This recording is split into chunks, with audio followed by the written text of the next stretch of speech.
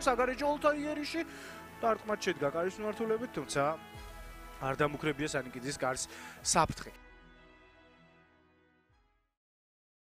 კარგიც რომ მოძრაობა 2 მეტოქეს აუარა გვერდი, გარე ტერფით საჯარიმოში გამჭოლი გადაცემა, რომელიც პრინციპში კარისკენ დარტყმაზეც მოაწერდა ხელს და პრეტენზია ეკნებოდა.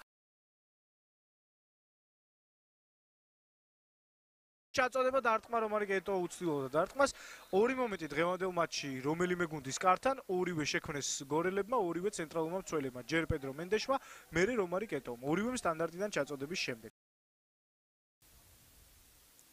თითო ცვლილება გვაქვს, ესეც გავიხსენოთ. ოღონდ აქ ტიბუე შევიდა საჯარიმოში, არის მომენტი, დარტყმა და აი გავიდა გოლი.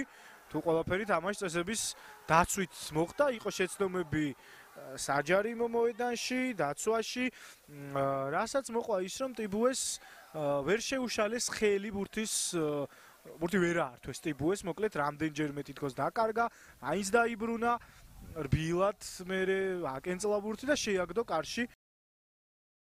ტექნიკური ადრამე მიუახლოვდა საჯარიმოს, ბასინგა დაატრიალდა, დაარტყა და არ გავიდა აქ გოლი, მაგრამ ყველაზე სახიფათო მომენტი რაც ამ შეხვედრაში შეიქმნა გარდა გოლისა, გოლიც კი უფრო ისე მოულოდნელად გავიდა. ჩაწოდება საჯარიმოსკენ გოგოლაშვილი, გრძელდება შეტევა, კიდევ ერთი ჩაგდება, დარტყმა კარის მიმართულებით ოლხოს შეეძლო გათანაბრება, ასეთი სახიფათო მომენტი მატჩიც ზოგადად ცოტა ქონდა მის გუნდს და დიდი ხანია კიდევ არ ქონია.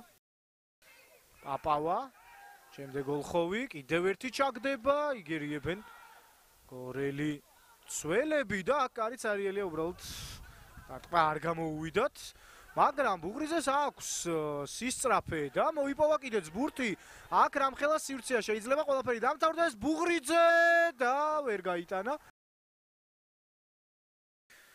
აქ კი სტანდარტი, ძლიერი დარტყმა პირდაპირ კარში წავიდა, შეძლო გურგენძემ დაფიქსირება ხელებში.